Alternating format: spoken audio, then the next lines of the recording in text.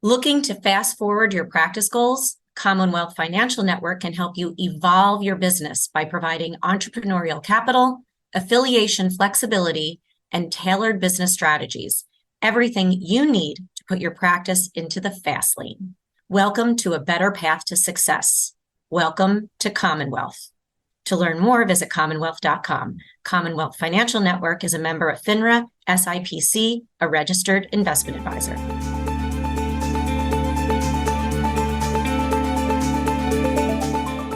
Hi, I'm Suzanne Siracuse. Welcome to my new podcast, focused on the future, keys to building a profitable, sustainable, and impactful business.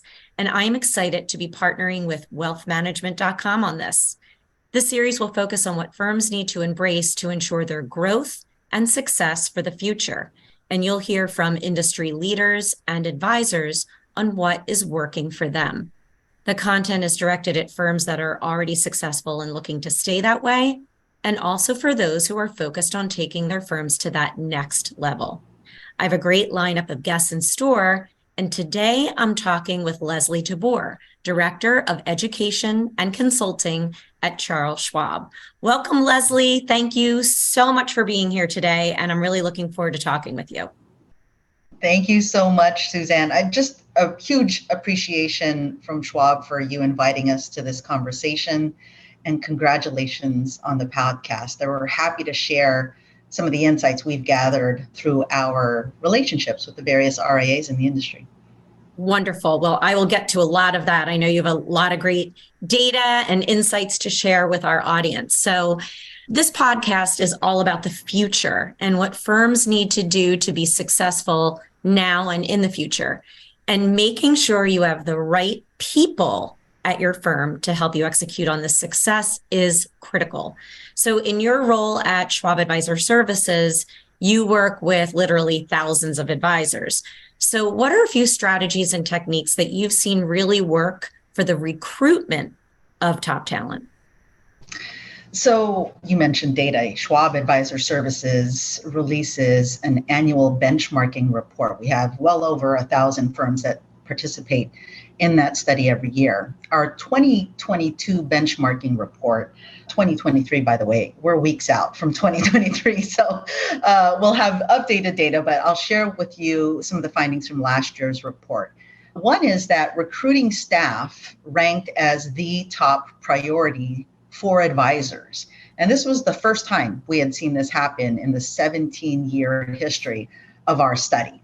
Now, staffing is a firm's, right. Staffing is a firm's largest investment. It really comprises about 3/4 of a firm's expense, right? And so some of the data that I'll share is a reflection of what the study highlights are practices that some of our top performing firms shared in their participation in our benchmarking study. The first is have a talent strategy. So one practice is, why wouldn't you have a strategy for a line item that comprises 3/4 of your firm's expenses, right? I know, right? It seems so simple, but I guarantee you most do not, right? And that's what we found, right? So having a talent strategy that covers everything from recruiting, onboarding, development, retention is going to be critical, right? That strategy is really a part of a firm's engine that allows them to achieve its vision and objectives, right? So, for example, having that intentional plan specific to sourcing and hiring and onboarding candidates, that practice might give firms some edge. And in that regard, we're seeing over 60% of top performing firms have a specific documented strategy around sourcing and hiring, compared to other firms reported only 45% of them reported having a documented strategy. So top performing firms, again, they're top performing because this is one of the things that they are doing. The second thing I'll call out is, and this is something I'm hearing more in the marketplace as a benefit to firms in their talent efforts, and that is really having a documented employee value proposition, or EVP. This EVP really describes the relationship between employees, even your prospective employees, and the firm. It's really a pact. It's a pact between the two. that really details kind of the give and the get of that relationship. So what are firms offering its employees in return for the skills and experience and capabilities that those employees are bringing to the table? And here's the thing, your EVP, it's not an aspiration. It's not supposed to be aspirational, right? It is already part of your firm. It's who you are as a firm. It's how you act. It's what you offer. The exercise is to articulate it and, importantly, to document it. And then it is your worst kept secret, right? You want everybody to know about the value that employees get from working with your firm. I love that. I love that EVP. And so what do you suggest? Could it be something as simple as, kind of, we promise to deliver XYZ, you promise to deliver ABC? I would imagine you could have that even on your website, right? Exactly. And that's what we see firms most often doing, is they're articulating typically on a careers page that, and I'll say that give get side of the relationship, right? So really quickly, the give is defined as what employees actually contribute and thus the firm receives. So some of that might be you're articulating what employees are contributing from, let's say, a set of specific characteristics that describe the model employee at your firm. Maybe they align with your firm's values, right? So caring, someone who's empathetic, team-oriented. I've even seen websites where some firm put, you enjoy dad jokes and mom jokes, by the way, right? You enjoy a good cup of coffee, right? So there are firms that articulate both kind of the fun side of the culture and the environment, as well as those specific characteristics. The get side, right? So this is what employees get in return. And typically that is, of course, the overall compensation package, right? Benefits, incentives, especially, what does the firm have in place when it comes to career development? Again, going back to our benchmarking study, we're seeing that top performing firms, about 80%, offer training and development programs and content and curriculum to their employees versus only 60% of other firms. Another key differentiator when it comes to your EVP, because kind of what I've shared already in terms of comp, career development, those might be considered table stakes. There are firms that have branded signature programs. So an example of that might be some of you might hear that Schwab has a sabbatical program. After every 5 years of employment, you get a month off. I'm hearing more firms adopting that as well, right? After perhaps 10 years of employment, they are given a good chunk of time off as a sabbatical. That could be a branded signature program. I know a firm that on an annual basis provides a stipend for technology needs that firm employees might need if they're working from home. Or even, get this, Suzanne, I would love this, a wardrobe stipend, right? Right? As for client-facing roles, every year there is a specific dollar amount that's provided to employees as a wardrobe stipend. So these are what we would call kind of those branded signature programs that can help differentiate your firm, and to include that in your employee value proposition. Oh my gosh, I absolutely love that. And it's funny, my one of my good friends, he's on sabbatical, and right now, and I'm sitting there thinking to myself, now I have my own business, so it's irrelevant, but back in the day, I'm like, that would have been amazing. What a benefit. And I think that type of differentiated benefits really is going to resonate with the next generation of talent even more, Agreed, definitely, with the next generation of talent. The other two things I just want to quickly call out, because I know we have so much to cover, but these are more tactical that I would call out. When you think about recruiting and attracting talent, leveraging programs and platforms that are out there. There are two that I'll call out. One, of course, is something that we offer to our clients and prospective talent in general, and that's called RIAConnect Talent Advantage. This is really a networking platform that's designed to connect RIA firms with prospective talent. So firms and talent create their own account on this platform. You're providing specific details about your firm, about yourself as a prospective talent, and the tool matches individuals together, right? And so that is an opportunity to connect directly with talent as part of your recruiting efforts. Love Maybe it. it's one of the tactics, right, that firms outline in their strategy. And then the other, Suzanne, is something that I know you are involved with and passionately involved with, is the externship, right? The externship is a program that really allows firms to leverage expertise and content from industry partners to help educate their perhaps newer employees, younger, just entering the industry employees around what the industry is. What does it mean to be a financial planner? What are the experiences others are having that others can learn from? And this is something that Schwab Advisor Services, we're a sponsor of the externship, and we've been very pleased with the experiences that that program has created for prospective talent as well as existing talent in the RIA space today. So those are kind of quicker hits that I would call out. Yeah, I love that. That first of all, those are really, really great, very specific bits of advice for those advisors that are listening. And let me ask a question about RIAConnect. How do you guys promote that to prospective employees? Well, one is through, for example, the externship, right? Okay, So, great. yeah, in our opportunity to get in front of, I think the externship, and you'll keep me honest here, Suzanne, over close to 700 participants, I think, this summer. 800. In the 800. Yeah, in fact, Yeah. it's so funny, Leslie. We had Hannah on the first episode, Hannah Moore, who created the program, in episode 1 of this podcast. And it was right before the externship launched. So we finished up this year with 800 registrants. That is amazing, right? Yeah. And so to have the opportunity for 800 prospective talent to create a profile in RIAConnect, it is, a one-stop platform for advisors to potentially connect with, hopefully 800 profiles are being created on the platform through the externship program. But we have multiple touch points with colleges and universities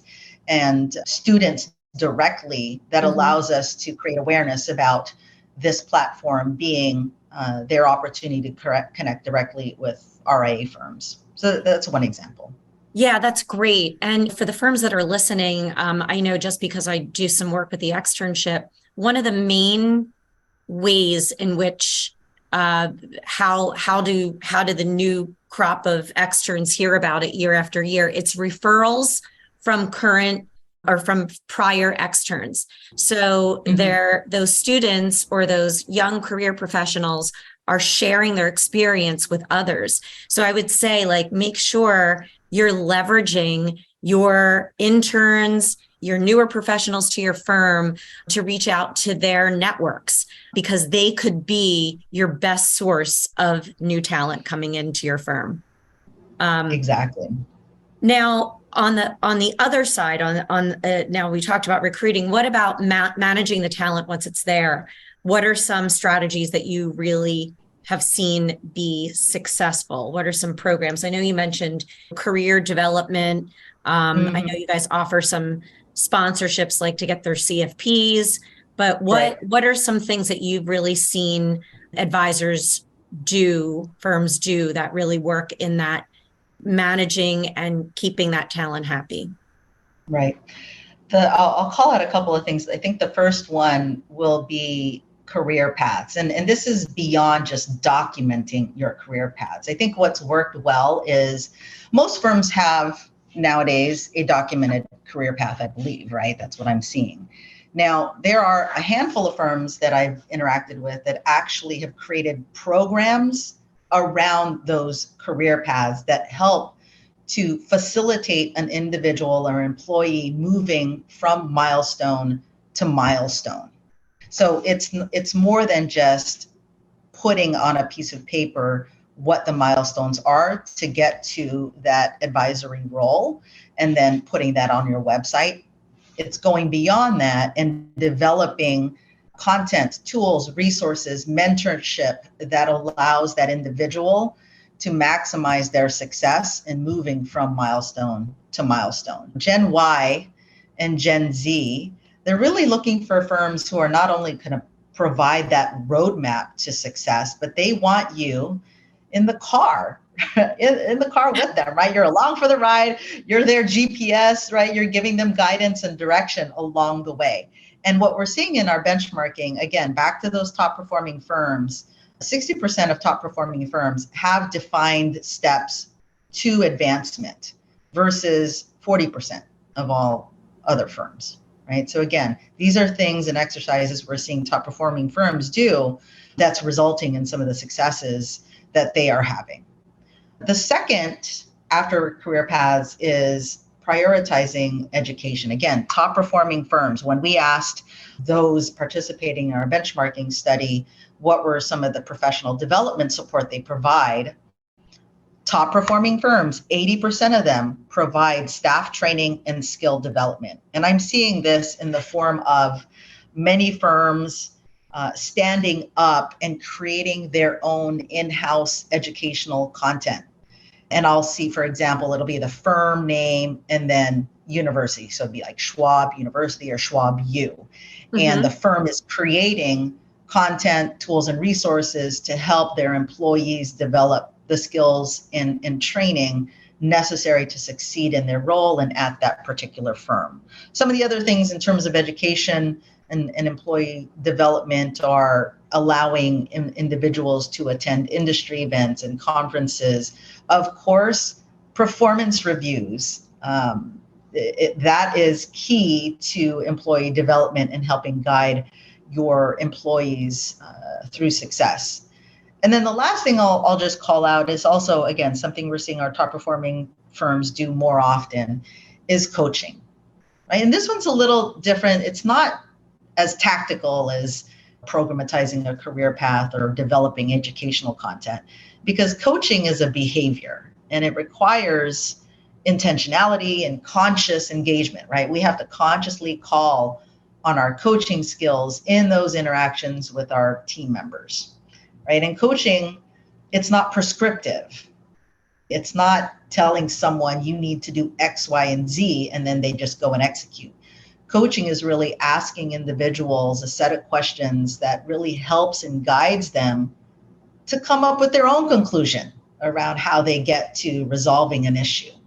So I think that is something I'm also starting to hear more about, firms implementing or trying to lean into coaching as well as mentoring their employees. Yeah, those are great examples. I want to ask a follow-up question, right? So you talked about creating these educational content, kind of branded universities. That's great if you're Schwab, right? You've got a million resources. Yeah. What if you're like a smaller firm and you're listening to this and you're saying, I don't have the time to do that. Like, are there things that are already built that they could tap into? Yes. I mean, we're on the topic of Schwab here. I would say Schwab has educational content that firms can leverage, right? So I would say, I can go into what Schwab offers a little bit, but ultimately tap into your centers of influence, right? Your partners, ask your custodians, et cetera. Mm-hmm. For sure. So like you guys, obviously, but I know a lot of mutual fund companies have those types of resources. And FPA has resources. Yeah. Mm-hmm.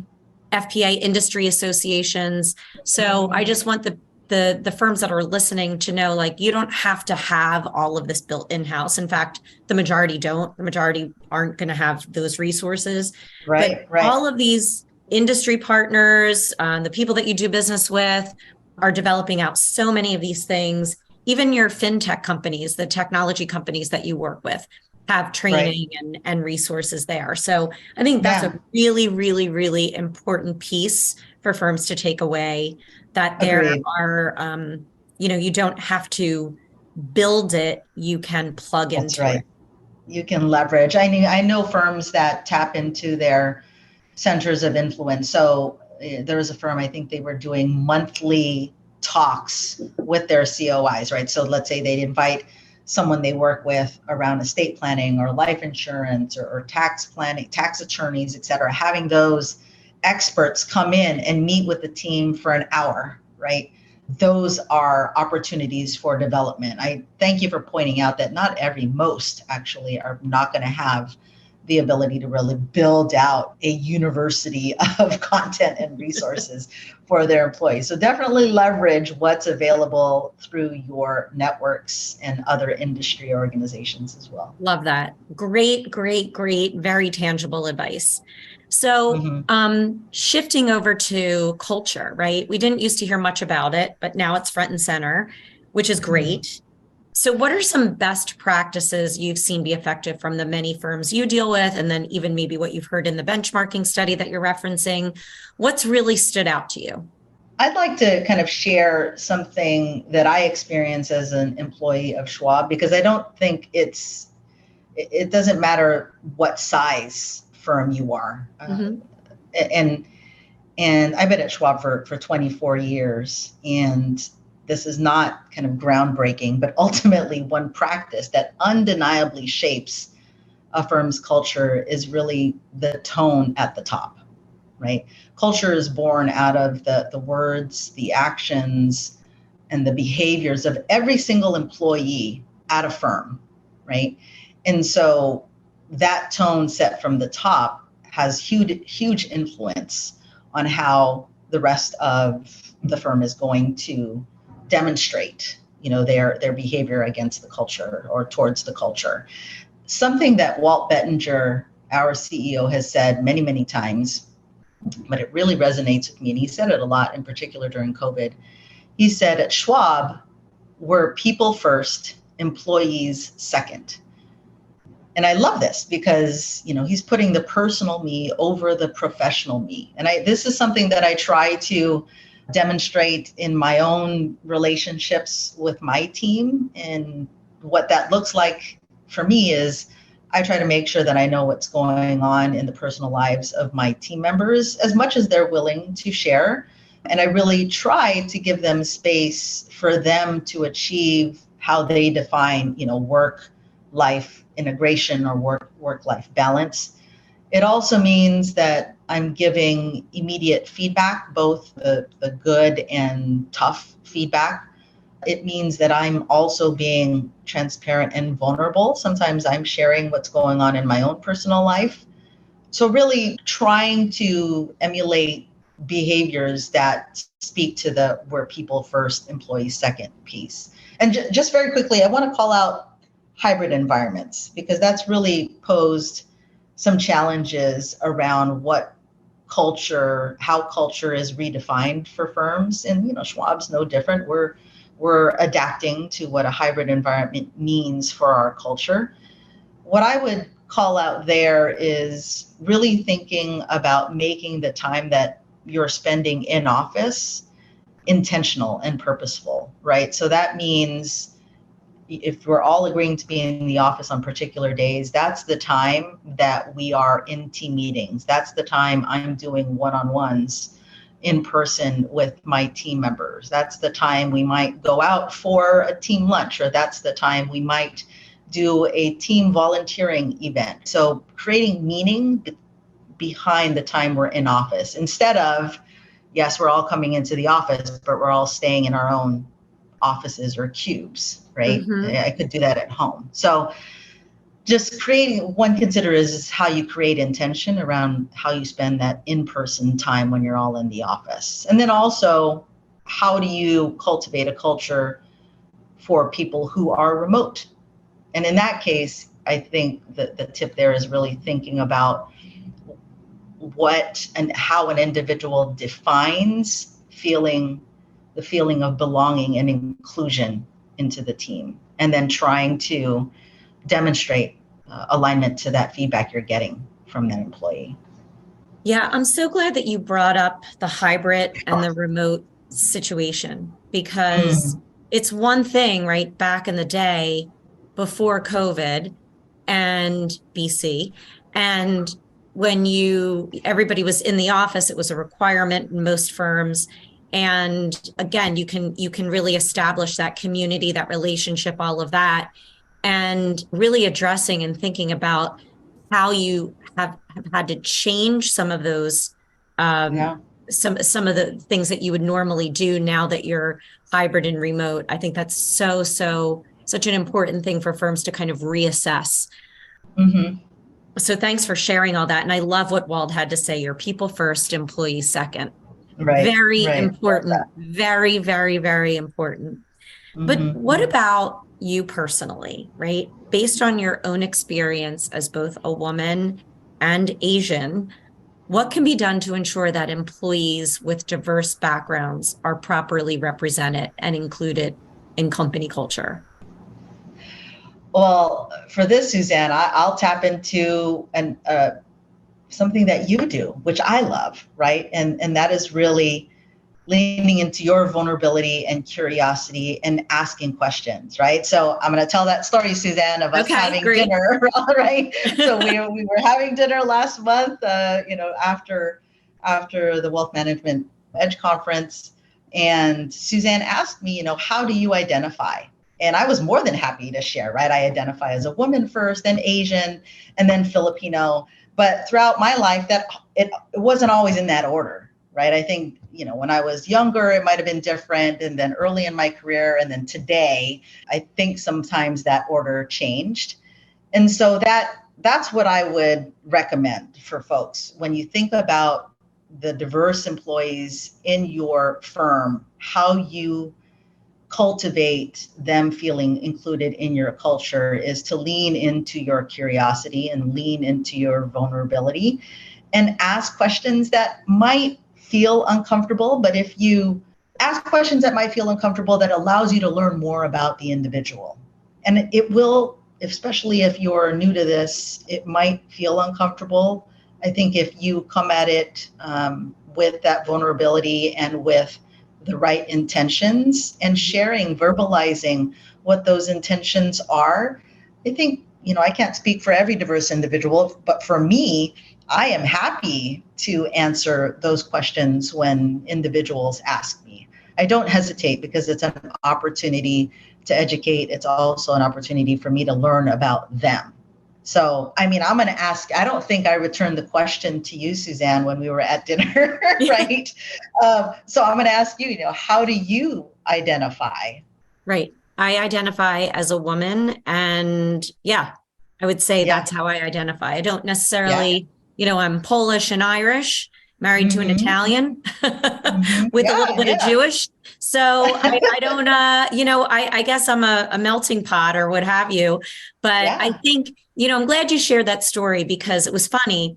Leslie, you and I have known each other for 10 plus years, and I never Right, asked you that question, not because I wasn't curious about it, but because it was not like a question that I think anybody felt safe asking, right? right, So as a lot of these racial issues have come more into the forefront, they're becoming more, I would say, talked about. And then it's really up to us to make it safe to have these conversations and right, not be scared to do it. So, right, like, I was glad to learn about how you identified, and you even made a comment that some people thought you were Hispanic. You know what I mean? And right. and Exactly. so Which and is why, so which I love, and it opens up the door to conversation, and I can correct, right? Could correct them and say, in fact, I'm Asian and Filipino, right? So, yes. Now, I'd love to just ask if you can share a few of maybe the top two best practices around developing inclusive leadership skills. I think you guys did something at Schwab where you yeah. you created a program. What were like the top two things that those that are listening to this can take away and maybe implement or think about for themselves?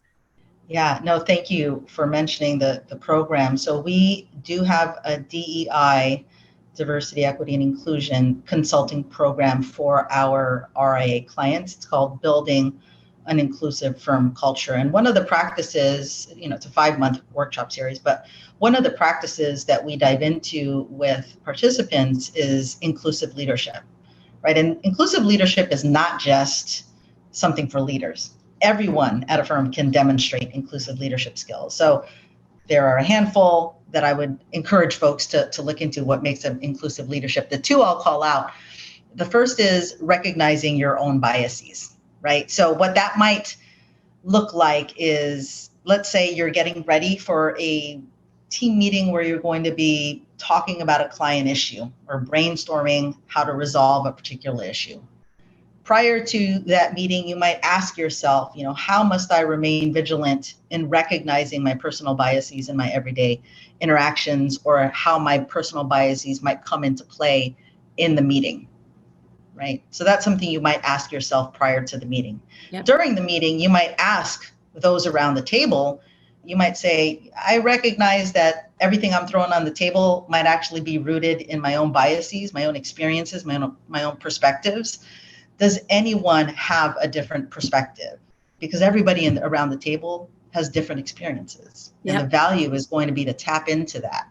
So again, one practice is recognizing your own bias. Another might be, and I mentioned this earlier, is really leaning into your curiosity, right? So similarly, what that might sound like if you're stepping into a meeting is think to yourself, how am I going to encourage or cultivate gathering new information and inviting other perspectives, right? During the meeting, what that might sound like is you ask, folks around the room, what don't I know that everybody thinks that, I should know, right? It's really leaning into that curiosity. So those are two I would call out. I love both of those. So important. It also stimulates engagement. Really with your team and members, and learning more about them, and really, again, that whole people first, employees second. It really helps cultivate that. So those are great bits of information. Leslie, you've been chock full of information today. I love it. That I can't believe we're actually at the last question of the podcast, and I ask everyone this.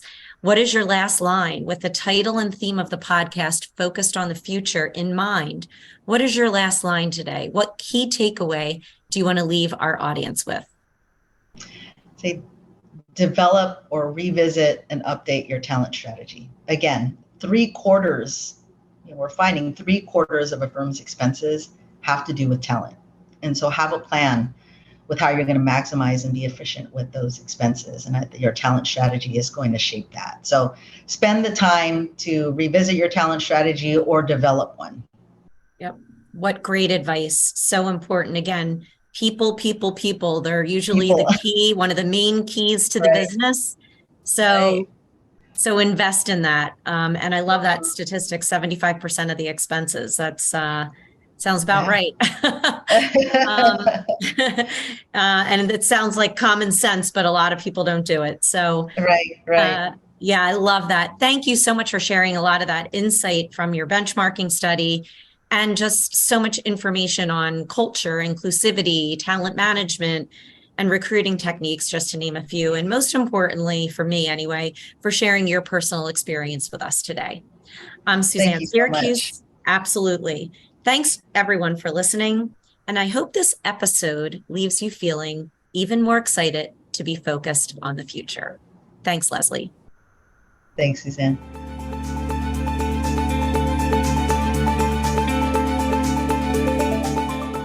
Looking to fast forward your practice goals? Commonwealth Financial Network can help you evolve your business by providing entrepreneurial capital, affiliation flexibility, and tailored business strategies. Everything you need to put your practice into the fast lane. Welcome to a better path to success. Welcome to Commonwealth. To learn more, visit commonwealth.com. Commonwealth Financial Network is a member of FINRA, SIPC, a registered investment advisor.